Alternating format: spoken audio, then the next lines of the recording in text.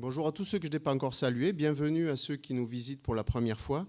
Et j'adresse également un salut fraternel à tous ceux qui nous suivront sur Internet, quelles que soient les raisons de leur absence aujourd'hui, qu'ils soient bénis.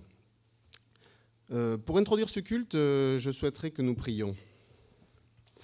Seigneur, merci une fois de plus de nous permettre de nous assembler librement pour t'honorer, pour te louer, pour entendre ta parole, Seigneur. Bénis ces instants et que tout acte, toute parole ne soit fait que pour ta seule gloire. Amen. Je vous propose de commencer ce culte par l'ouverture de la parole au psaume 146. Louez l'Éternel, mon âme, loue l'Éternel.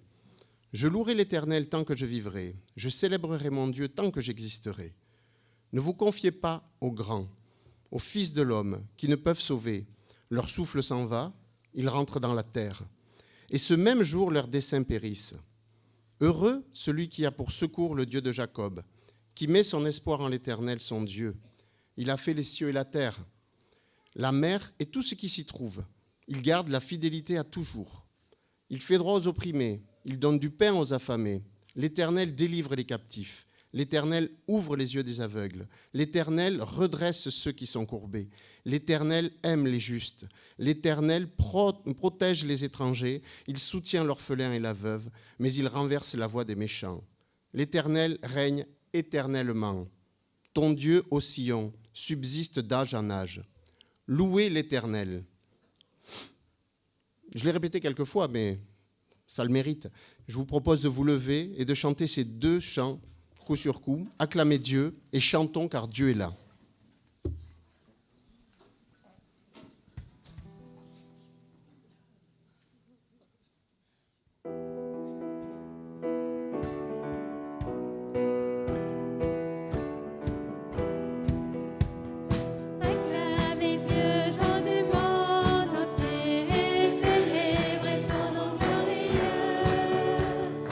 Honorez-le par vos louanges, dites à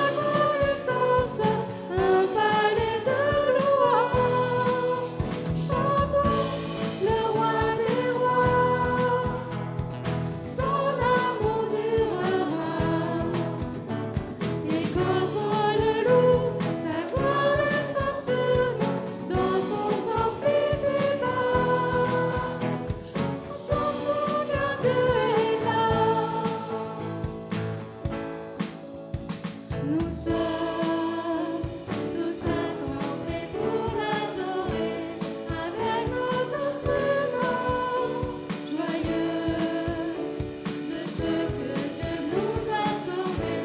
Faisons monter nos chants, chantons car Dieu est là.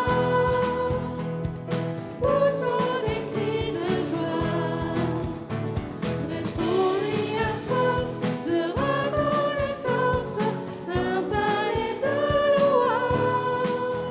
Chantons le roi des rois, son amour durera. Et quand on le loue, sa gloire descend sur nous, dans son temple ici-bas. Chantons car Dieu est là.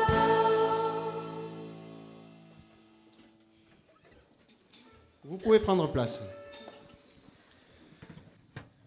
Souvenez-vous, pour ceux qui avaient eu la chance de participer à la conférence en début avril, pour ma part, moi j'ai toujours été frappé par la perfection de la création, par l'agencement parfait de toute chose. Et on l'entend souvent, ouais, la nature elle est bien faite. Oui, c'est vrai, la nature est bien faite, mais songez qui l'a faite. Et les scientifiques considèrent eux-mêmes qu'il y a environ 15 à 20 constantes qui régissent les lois de l'univers, et que si une seule manque à l'appel, la vie telle que nous la connaissons aujourd'hui, la Terre, serait impossible. Et j'en déduis, moi, scientifique raté, qu'il en faut de l'abnégation pour ne pas croire en Dieu. Il en faut de la mauvaise foi pour ne pas reconnaître la main de Dieu. Et il en faut de l'aplomb pour ne pas admettre que le hasard, c'est ni plus ni moins que Dieu qui se promène incognito. Alors celle-là, elle n'est pas de moi, elle est d'Albert Einstein. Et je lui rends à César ce qui est à César, à Dieu ce qui est à Dieu. Et je vous propose d'ouvrir une fois de plus la parole dans Romains 1, verset 20, qui est un petit peu un résumé plus synthétique et beaucoup mieux écrit de ce que je viens de vous dire. En effet, les perfections invisibles de Dieu, sa puissance éternelle et sa divinité, se voient comme à l'œil depuis la création du monde, quand on les considère dans ses ouvrages. Ils sont donc inexcusables. Il parle de nous, nous sommes inexcusables. Et je vous propose de vous relever pour chanter ce cantique, Dieu Tout-Puissant.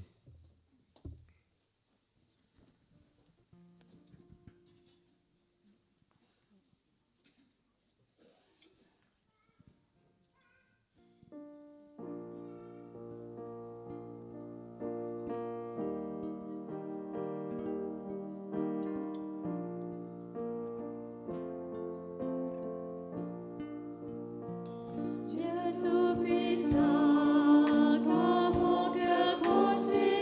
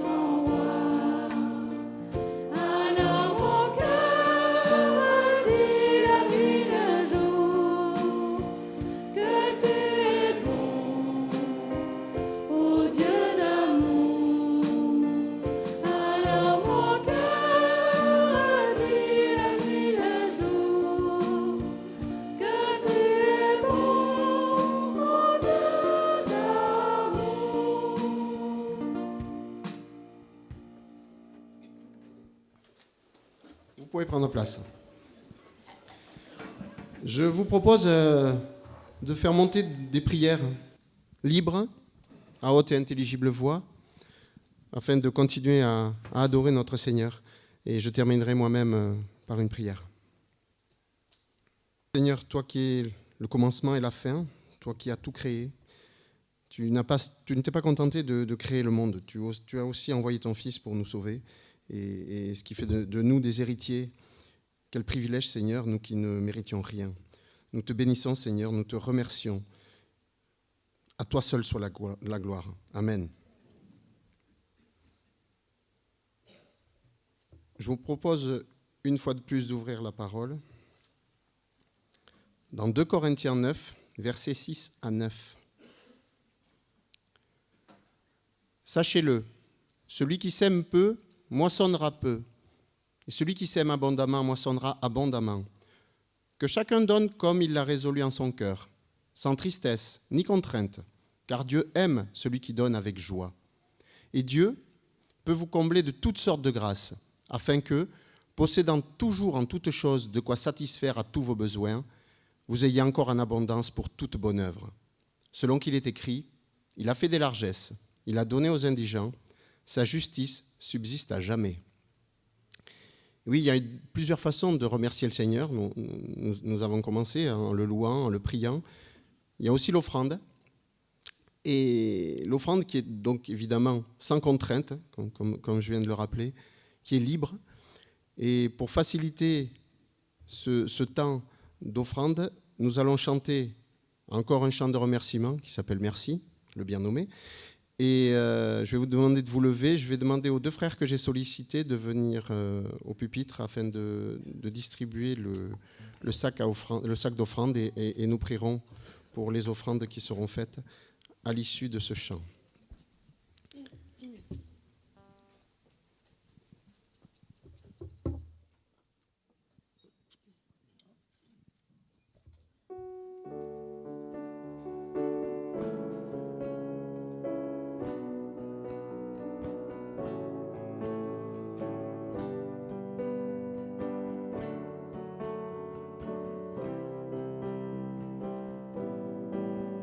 Merci d'un cœur reconnaissant, merci au Seigneur 3 fois saint, merci car il a donné Jésus-Christ son Fils. Merci d'un cœur reconnaissant, merci au Seigneur 3 fois saint, merci car il a donné Jésus-Christ, son Fils. Maintenant, le faible dit je suis fort, le pauvre dit je suis riche. Dieu a fait de grandes choses pour nous. Maintenant, le faible dit je suis fort, le pauvre dit je suis riche. Dieu a fait de grandes choses pour nous.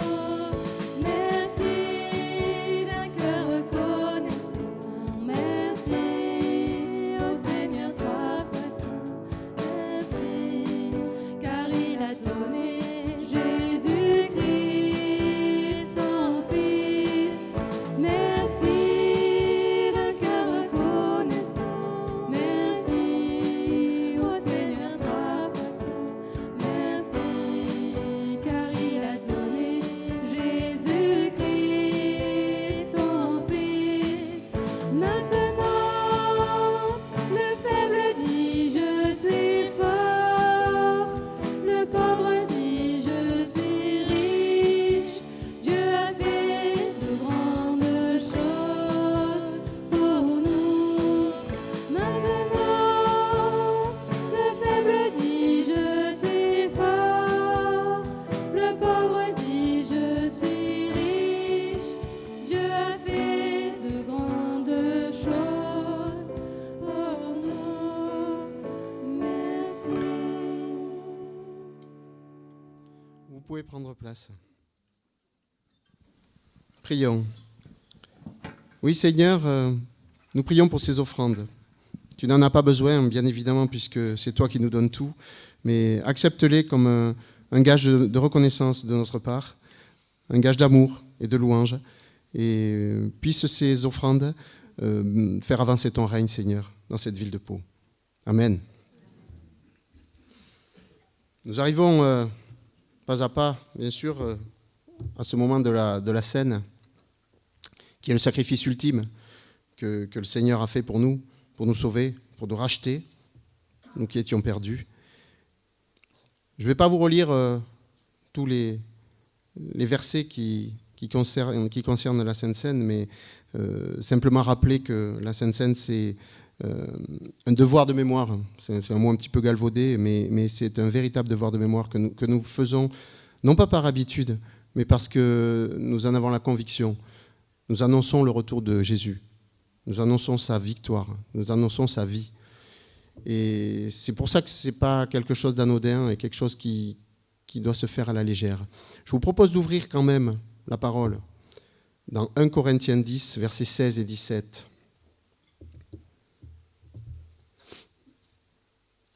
La coupe de bénédiction que nous bénissons, n'est-elle pas la communion au sang de Christ? Le pain que nous rompons, n'est-il pas la communion au corps de Christ? Puisqu'il y a un seul pain, nous qui sommes plusieurs, nous formons un seul corps, car nous participons tous au même pain. Et je vais vous proposer de chanter 2 chants, mais de rester assis, afin de bien intégrer les paroles, de bien les méditer et d'être plus attentif. Ce sont les cantiques suivants. Jésus par ton sang précieux et mon Dieu par quel amour.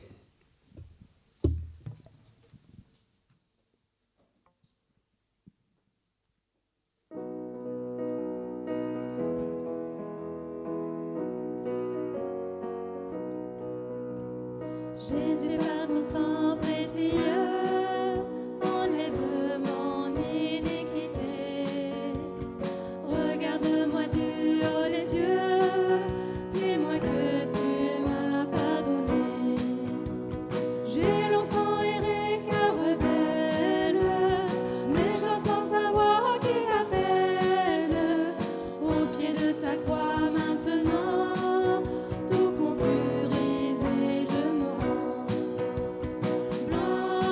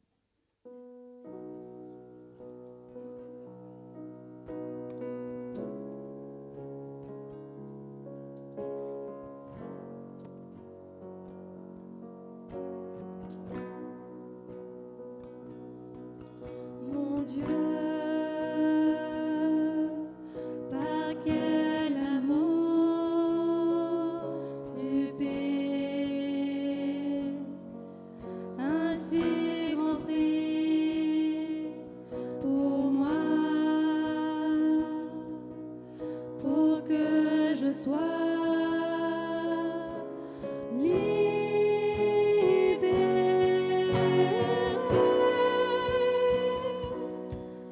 Oh, quel amour et quel sacrifice!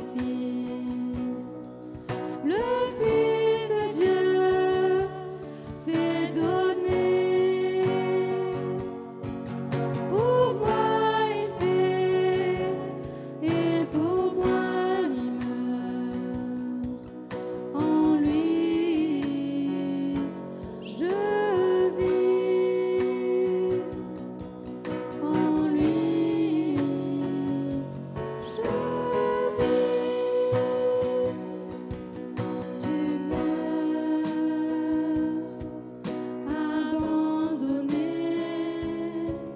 tout seul et méprisé. Le sang ainsi versé coule pour moi. Oh, quel amour et quel sacrifice! Le Fils de Dieu s'est donné. Pour moi il paie et pour moi il meurt. En lui je vis. En lui je vis. Voici l'amour du Christ viendra comme un torrent lavé tout ton péché. Tu vivras. Oh, quel amour et quel sacrifice! Le Fils de Dieu s'est donné. Pour moi il paie et pour moi il meurt. En lui je vis. En lui je vis.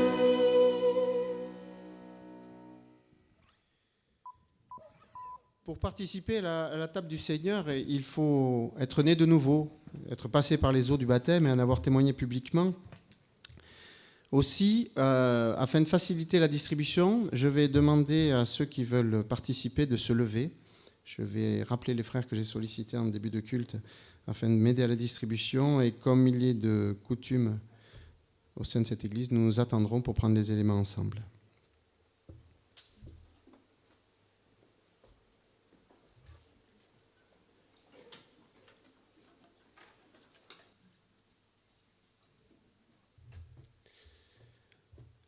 Oui, Seigneur notre Dieu, comme nous l'avons rappelé précédemment, Seigneur, sans toi, nous n'étions rien.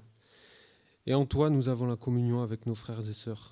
Seigneur, tu es allé jusqu'au bois de la croix, jusqu'à ce sacrifice parfait, Seigneur, qui était prévu d'avance pour nous sauver de nos iniquités, comme nous l'avons rappelé. Merci, Seigneur, d'avoir pris sur toi, Seigneur, de venir ici-bas, de marcher avec nous, de nous montrer la voie, Seigneur.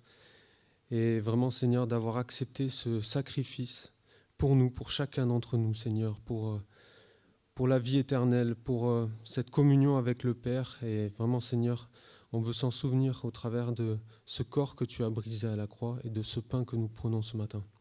En ton nom, Seigneur Jésus-Christ. Amen. Prenons le pain.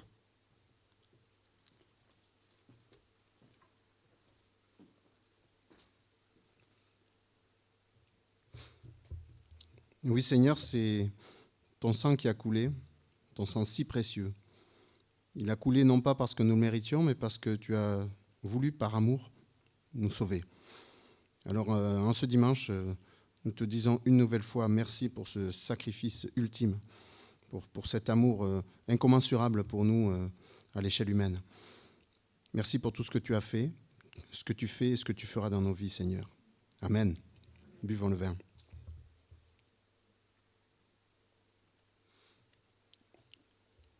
Pendant que nous ramassons les coupes, je vous propose de tous vous lever et de chanter « J'ai soif de ta présence ».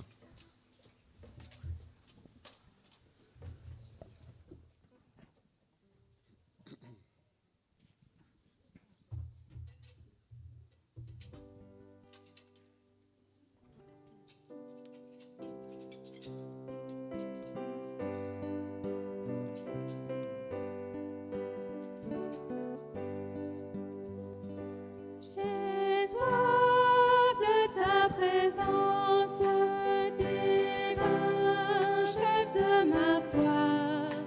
Dans ma faiblesse immense, que ferais-je sans toi? Chaque jour, à chaque heure, oh, j'ai besoin de toi. Viens Jésus et demeure auprès de moi. Des ennemis dans l'ombre, autour de moi, accablés par le nombre, que ferais-je sans toi? Chaque jour, à chaque heure, oh, j'ai besoin de toi. Viens Jésus et demeure auprès de moi.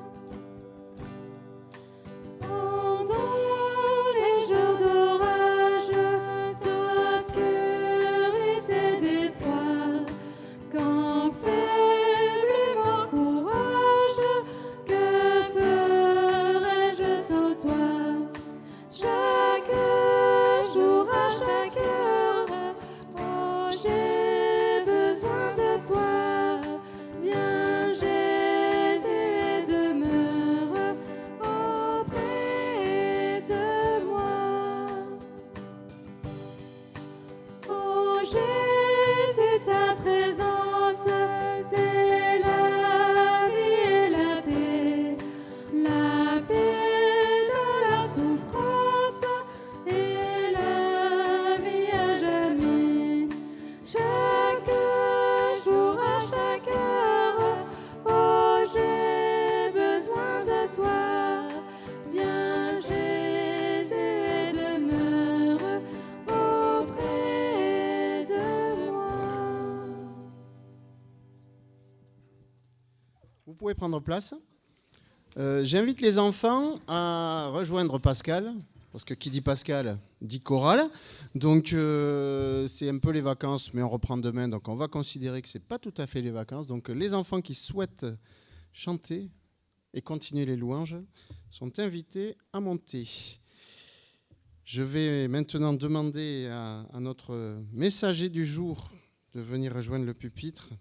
Donc j'invite Alain à venir. Puissions-nous avoir des cœurs ouverts et l'esprit aiguisé afin de recevoir cette parole qui va nous être adressée.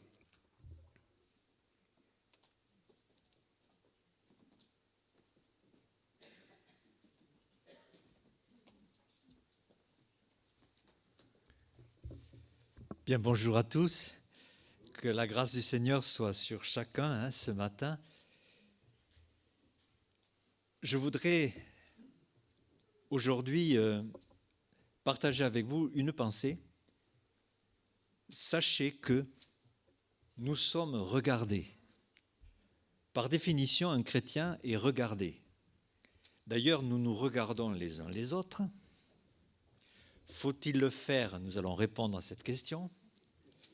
Le monde nous regarde. Bref, nous sommes regardés de toutes parts. Et il y a quelques semaines, j'étais dans le sud-est de la France et l'église qui m'accueillait m'a demandé de parler sur un thème. Vivre selon l'image de Christ. Alors, d'habitude, je choisis le thème. J'avais des thèmes qui m'intéressaient, que je voulais partager, mais non, tout d'un coup, ce thème. Au début, j'étais un peu surpris, et puis finalement, ce thème est très fondamental, et je vous propose donc de voir l'introduction ce matin. Le mois prochain, nous verrons le deuxième volet, et en juin, nous verrons le troisième volet, tellement il y a de choses à dire. Mais ce matin, en introduction de ce volet, de ce thème, donc nous allons regarder les implications de l'image de Christ, vivre selon l'image de Christ. Car il est question ici de notre identité. Nous dirons avec le mot image que tous les hommes sont créés à l'image de Dieu. Et nous savons que l'homme est pécheur. Nous savons qu'il s'est coupé de Dieu. Nous savons que cette image a été entachée de 1000 façons, mais quand un bébé naît, il est créé à l'image de Dieu. Cette image n'a pas disparu. Il suffit de regarder d'ailleurs Jacques 3,9 qui nous parle de la langue. Par elle, nous bénissons Dieu, mais par elle, nous maudissons les hommes créés à l'image de Dieu. Et puis les années passent et quelqu'un veut se réconcilier avec Dieu. Donc il ouvre son cœur à Dieu, il accepte Christ, il devient enfant de Dieu. Mais que va-t-il se passer à ce moment-là ? La bonne nouvelle devient donc quelque chose de personnel. L'image entachée de la création et de la chute commence à être restaurée. Et nous avons plusieurs passages qui nous parlent de cela, de ce point de départ. Vivre selon l'image de Dieu, c'est d'abord, est-ce que nous l'avons cette image de Christ, 1 Jean 3 nous dit, « Bien-aimés, nous sommes maintenant enfants de Dieu, et ce que nous serons n'a pas encore été manifesté, mais nous savons que lorsque cela sera manifesté, nous serons semblables à lui, parce que nous le verrons tel qu'il est. Nous allons être semblables à lui. » Quand Dieu regarde les hommes et quand il a le plaisir de voir quelqu'un s'ouvrir à lui, son objectif, c'est que nous devenions semblables à Dieu. C'est un objectif incroyable, car le Seigneur aurait pu décider, voilà les pécheurs, les êtres humains, une fois sauvés, je les transformerai quelque part entre les anges et Dieu, peut-être. Je vais créer une catégorie. Mais non, ça va plus loin. Nous ne serons pas semblables aux anges, nous serons semblables à Dieu. C'est son objectif suprême. Et il nous a prédestinés ainsi à une position incroyable. Mais cette transformation, qui sera complète lorsque nous le verrons, démarre à la conversion. Et la question de ce matin, c'est tout simplement, est-ce qu'elle a démarré dans votre vie ? La Bible dit dans Éphésiens 2, verset 10, « Nous sommes son ouvrage, ayant été créés en Jésus-Christ. » Ça, c'est le chrétien. Nous sommes créés en Christ pour de bonnes œuvres que le Seigneur a préparées d'avance.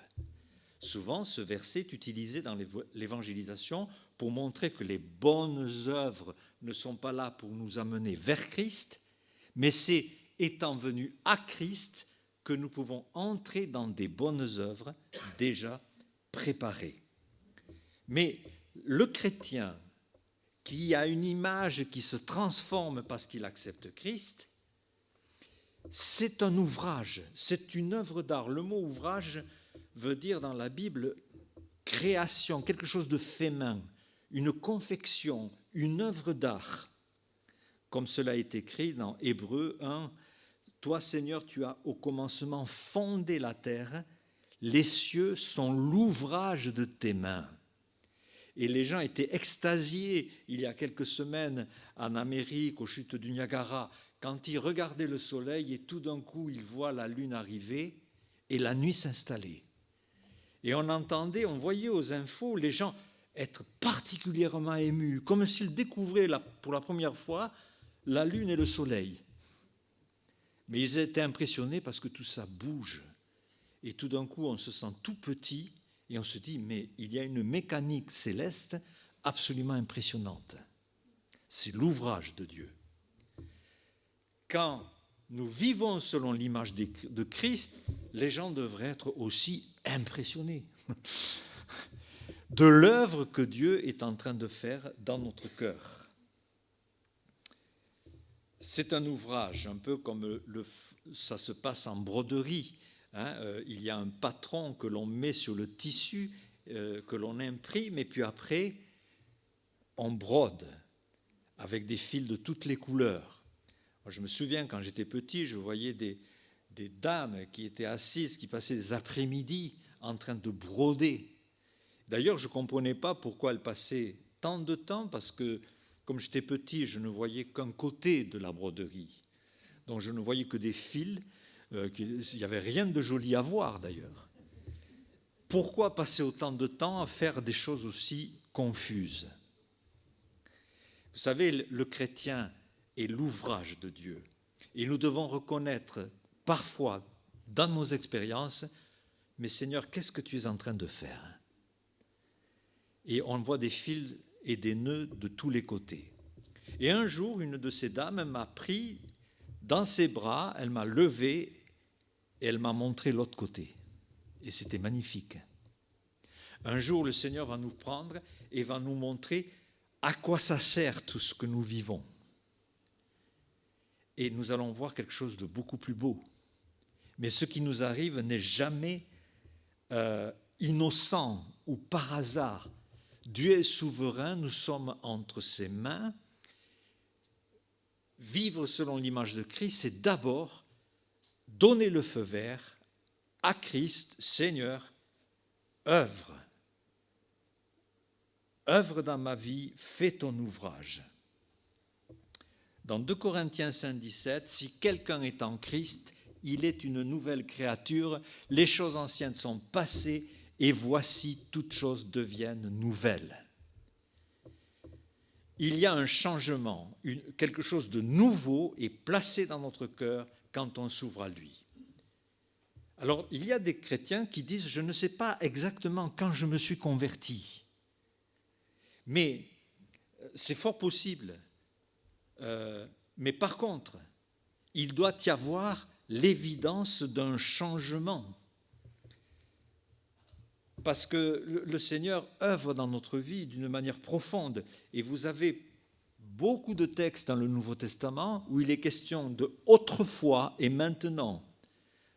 L'apôtre Pierre en parle souvent. Ne vous conformez pas aux convoitises que vous aviez autrefois.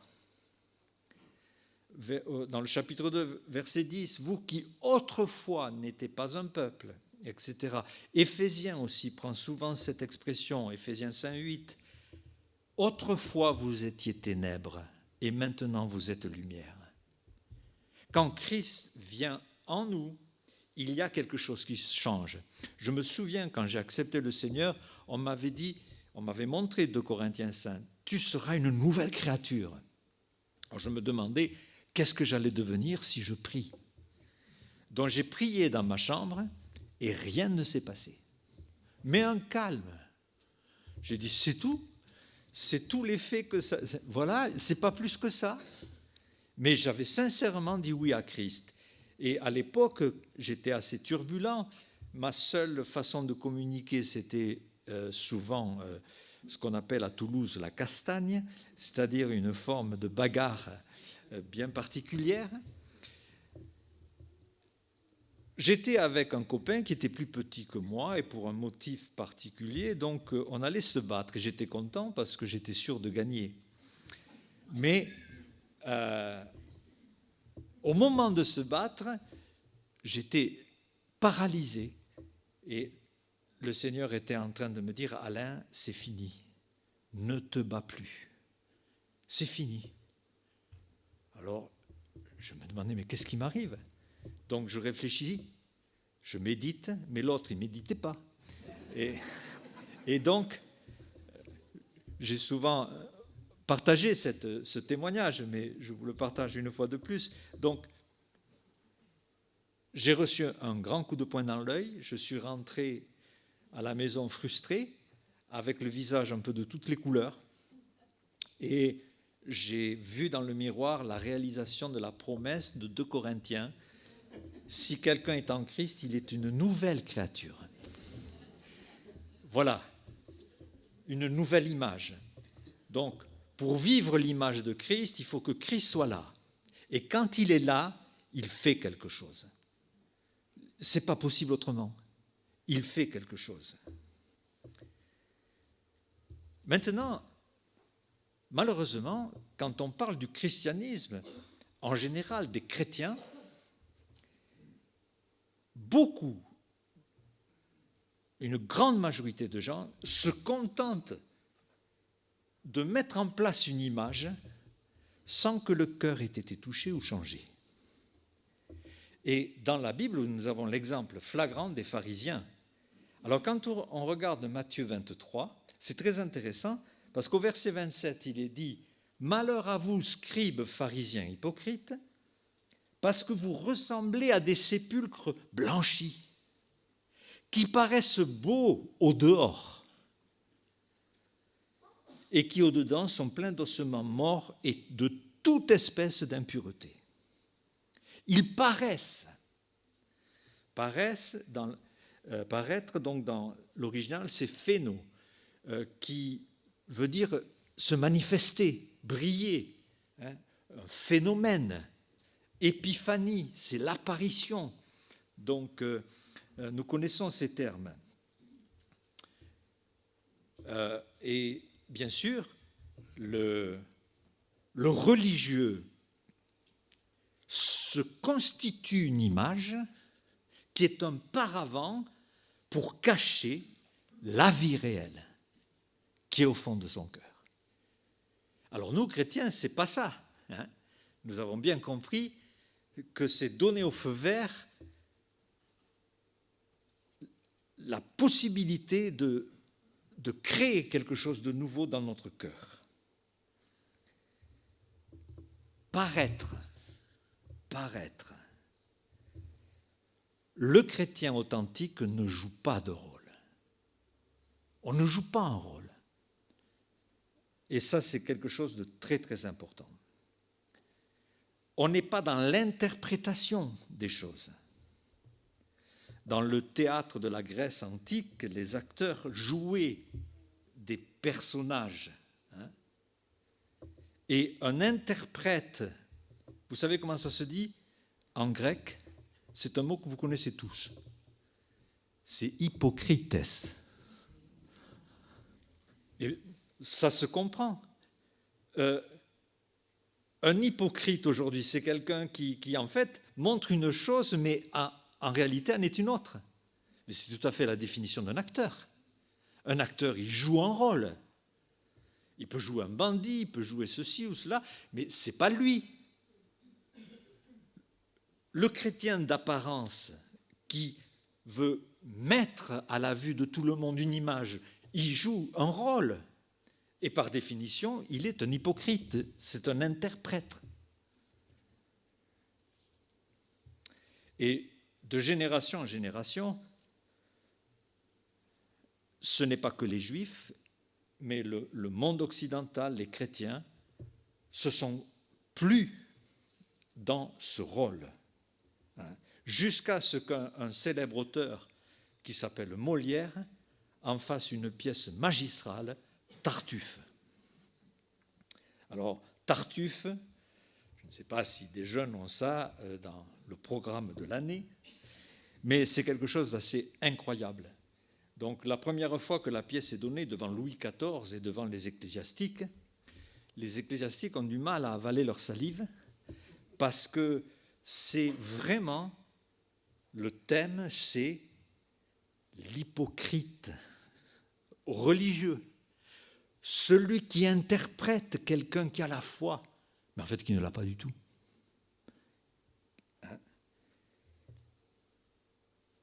Vivre l'image de Christ, c'est ne pas être dans l'interprétation.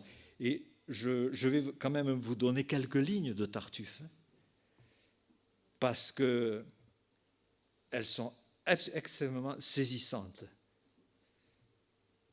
Et quoi ?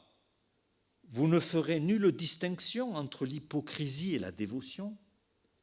Voulez-vous les traiter d'un semblable langage et rendre même honneur au masque qu'au visage? Égaler l'artifice à la sincérité, confondre l'apparence avec la vérité. Où en sommes-nous dans ces choses-là ? 2 Timothée 3,5 nous dit « Ils ont l'apparence de la piété, mais ils en renient ce qui en fait la force. » Y a-t-il quelqu'un qui nous écoute aujourd'hui qui est un chrétien d'apparence ? D'apparence. Alors, souvent on se dit « Ah oui, mais j'ai été baptisé quand j'étais petit, donc j'ai une carte de baptême, donc je suis chrétien. » Non, non, ça c'est de l'apparence.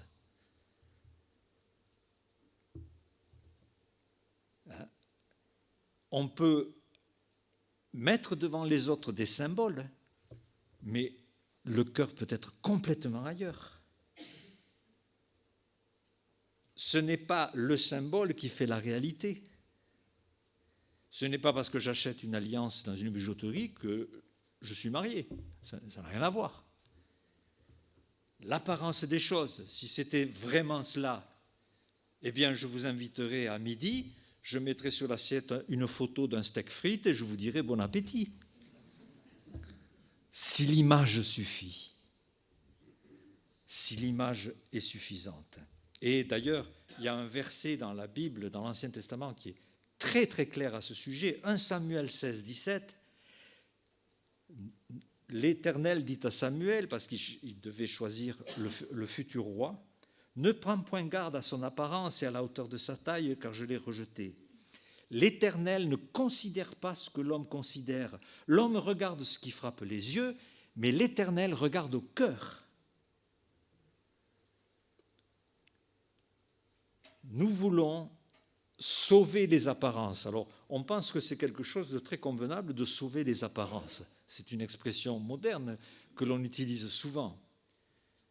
Gardons les apparences. Mais avec Dieu, ce n'est pas possible. Car tout est à nu et à découvert devant celui à qui nous devons rendre compte. Il y a une expression que Paul emploie qui est assez étonnante, Galates 4, 11, « Je crains d'avoir inutilement travaillé parmi vous. » C'est quand même pas encourageant quand le leader spirituel, le conducteur dit « Bon, ben, j'ai été avec vous, mais alors ça n'a servi à rien. » Ça me rappelle des profs quand ils me parlaient. « Mais qu'est-ce qu'on va faire de toi ?» Ça n'avance absolument pas. Et donc, un aveu d'échec, et puis, vous voyez dans le chapitre, au verset 20, par exemple, « Je suis dans l'inquiétude à votre sujet. Je m'inquiète jusqu'à ce que Christ soit formé en vous. » Et tout est là. Vivre selon l'image de Christ, c'est que Christ soit formé. Formé.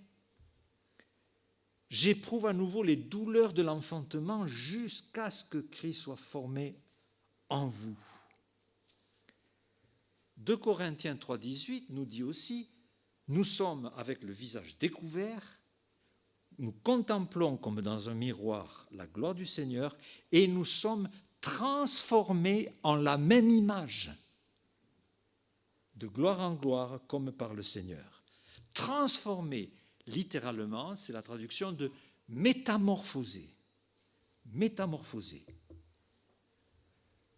Et cette image-là est quelque chose de fort qui était utilisé aussi quand le Seigneur dit « Mais de qui est cette effigie ? De César. De qui est cette image ? Alors rendez à César ce qu'il y a à César. » Christ formé en nous, ça détermine notre appartenance. Nous appartenons à un seul Seigneur. À notre salut, il nous a marqués de l'empreinte de son Fils. Et jour après jour, il accomplit son œuvre. Nous sommes transformés en la même image. Alors nous avons peut-être pris la décision d'accepter Christ, celui qui sauve, parce qu'on veut être sauvé. Mais jusqu'où nous laissons le Seigneur transformer notre vie présente. Dans 2 Corinthiens 4,10, afin que Christ soit manifesté en vous. Le but de Paul, c'est que Christ soit formé, mais qu'il soit manifesté. Et c'est cela que les gens doivent voir d'un chrétien. Quand on veut, dans une église, chercher des personnes fiables, authentiques, alors souvent on utilise la méthode des 3 C. Compétence, connaissance et caractère. Alors, quand quelqu'un est compétent, évidemment, quand il a la connaissance de certaines choses, alors c'est bien, mais on sait aussi que tout peut se bloquer si le caractère ne suit pas ou n'est pas ce qu'il faudrait. Nous avons chacun de nous des personnalités, et c'est Dieu qui les a voulues, qui les a créées. C'est certain. Mais quand on parle de caractère, de quoi parle-t-on? Dans Hébreux, au chapitre 1, il nous est dit ceci: après avoir plusieurs fois et de plusieurs manières parlé à nos pères par les prophètes, Dieu, dans ces derniers temps, nous a parlé par le Fils, qu'il a établi héritier de toutes choses, par lequel il a aussi créé le monde, et qui étant le reflet de sa gloire et l'empreinte de sa personne, qui étant le reflet de sa gloire et l'empreinte de sa personne, soutenant toutes choses par sa parole suivante. Christ, Dieu nous a parlé par le Fils, qui est le reflet, l'empreinte de la gloire de Dieu. Et l'empreinte est la traduction du mot caractère. En grec, c'est caractère. Autrement dit, notre personne réelle, ce qu'on appelle notre caractère, c'est une empreinte, soit de Dieu, soit de quelque chose d'autre qui nous domine. Et parfois, dans notre âme, on est animé par plusieurs choses, une dose de jalousie, de convoitise, de colère, de peur, qui finalement façonnent notre personne.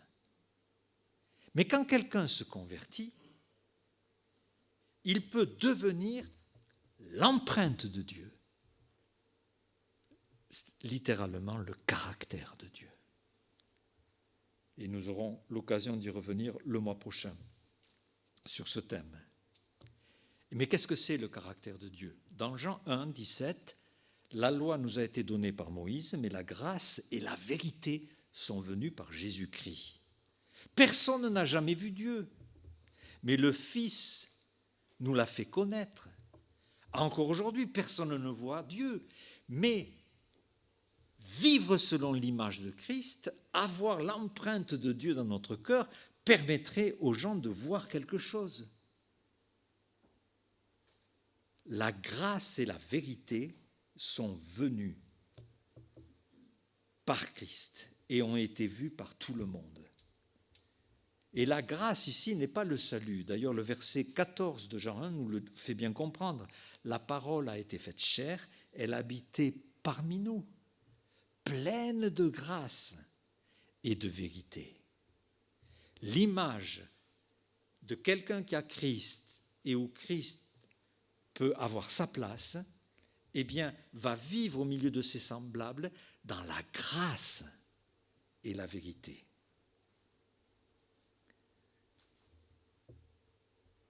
Mais il y a encore un autre aspect, et je voudrais conclure par cet aspect-là. Il peut arriver soit que nous n'ayons jamais eu cette relation avec Christ qui nous transforme et où il y a l'empreinte de Dieu, et nous devons faire tomber le masque, c'est bien le moment de le dire, et d'accepter le Seigneur, d'être honnête avec lui. Mais il y a aussi le contraire. Il y a des gens qui ont accepté le Seigneur, l'œuvre a été commencée, mais ça ne se voit pas du tout.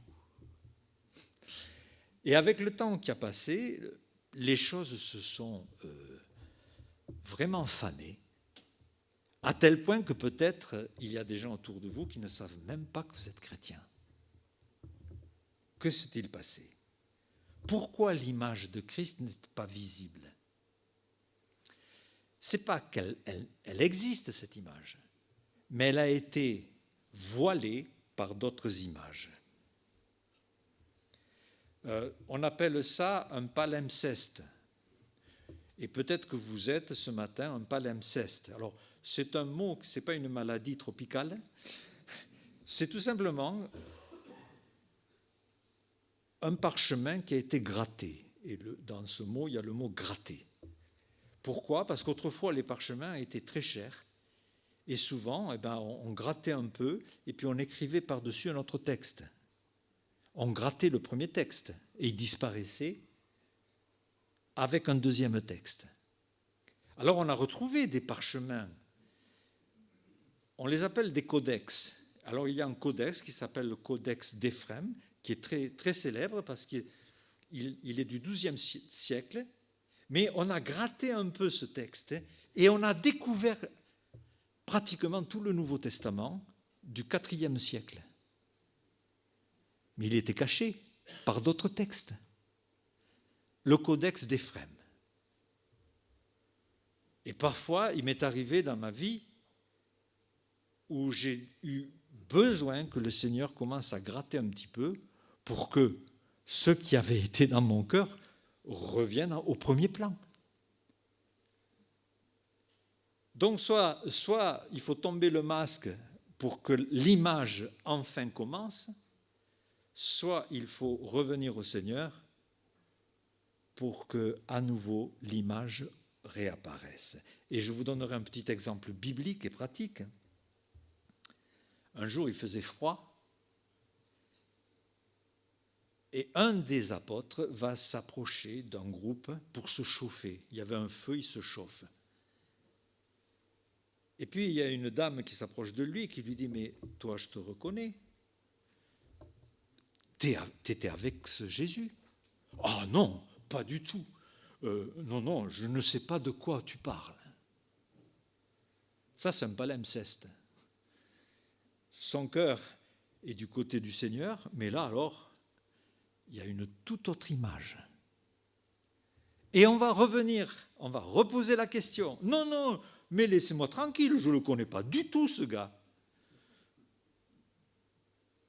Et vous savez, la vraie image commence à disparaître quand on s'installe. Au départ, ça part d'un petit truc légitime, il y avait un feu, et la Bible dit que Pierre s'est assis avec les autres. Et j'aime ce psaume 1 qui dit, attention à celui qui marche avec les méchants, qui les fréquente et qui s'assoit avec eux. Et parfois, on ne se rend pas compte, on s'assoit dans des cercles, on s'assoit dans le canapé pour regarder certains types de choses à la télé. Et à ce moment-là, quand on est interpellé, on ne tient pas tellement à ce que les gens sachent qui nous sommes. Vivre selon l'image de Christ, c'est vraiment la mettre en place et la remettre à la première place, si elle a été abandonnée. Que le Seigneur nous donne peut-être de prendre une décision dans le recueillement, dans la prière, et que nous puissions vraiment venir à lui, il est celui qui transforme. On ne peut pas vivre la vie chrétienne. C'est Christ qui va la vivre au travers de nous. Et ça, nous aurons l'occasion de le voir dans les prochains moments où nous méditerons sur ce sujet. Amen.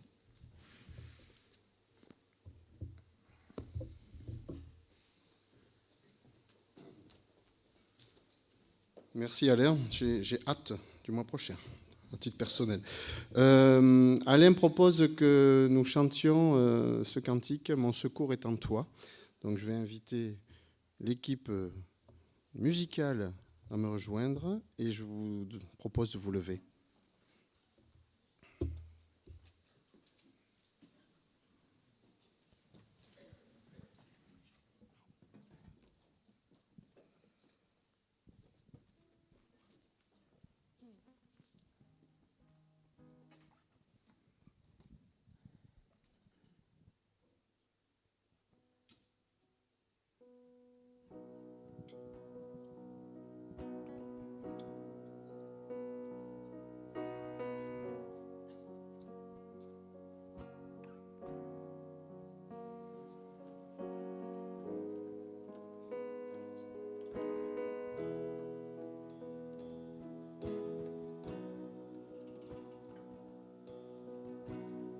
Si la lune me glace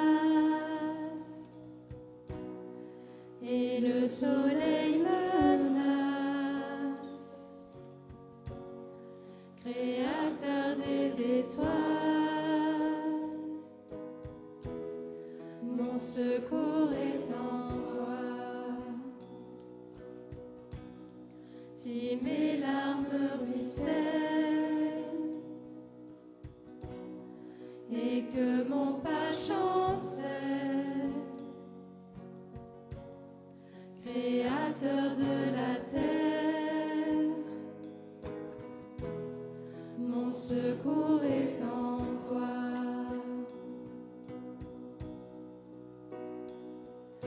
Je lève les yeux vers les hauts sommets. Toi seul est mon Dieu, je proclamerai. Toi seul est ma force, toi seul me restaure, mon secours est en toi.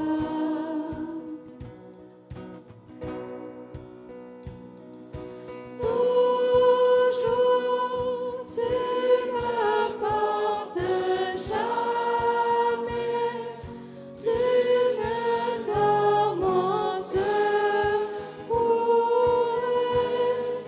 est en toi. Si la peur m'envahit et mon âme chavire, Créateur de la vie, mon secours est en toi.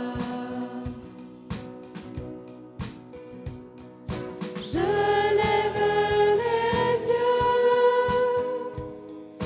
vers les hauts sommets.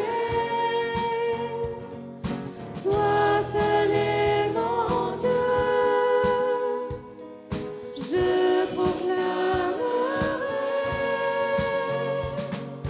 Toi seul est ma force, toi seul me restaure, mon secours est en toi.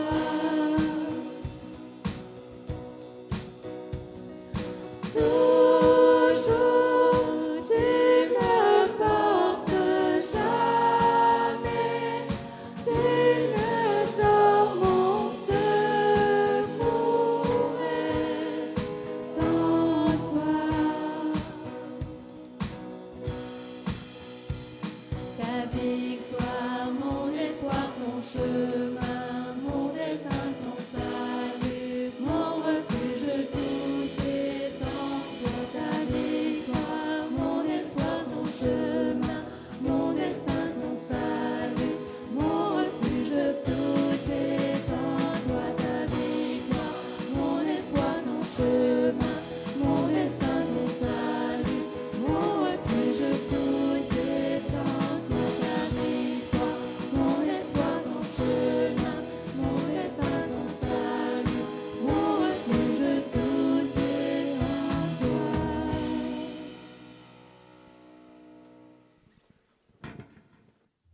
Vous pouvez prendre place.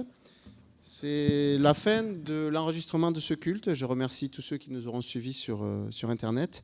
Et je vous souhaite